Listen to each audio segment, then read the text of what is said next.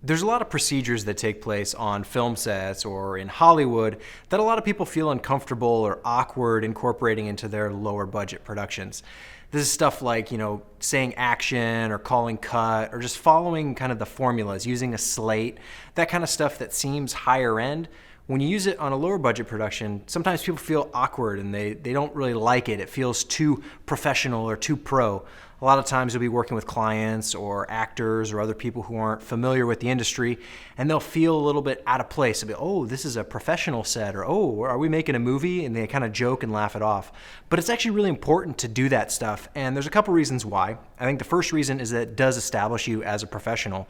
If you're gonna act and sound like a professional, that helps make you look like a professional, and I don't think anyone out there wants to look like an amateur or look like they don't know what they're doing. So if you act like a professional, that's a great thing. But the second thing that it does, and this is what I think is even more important, is that it just establishes clarity in communication. It's a lot easier to yell action and expect something to happen rather than just saying, go ahead, or, okay, now you can start.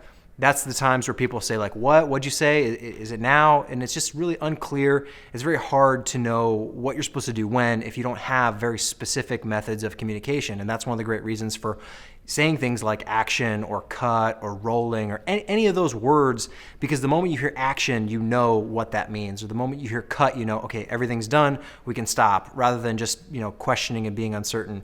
Is it over? Are we done yet? I don't know. I didn't hear cut.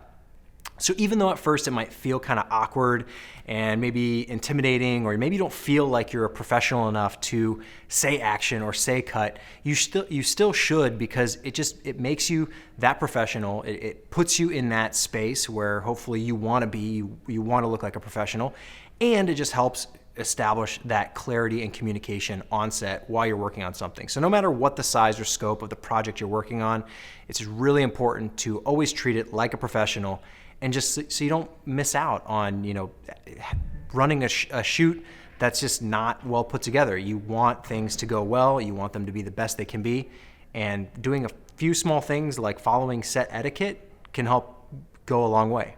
You do the boring video and then you make a really good thumbnail.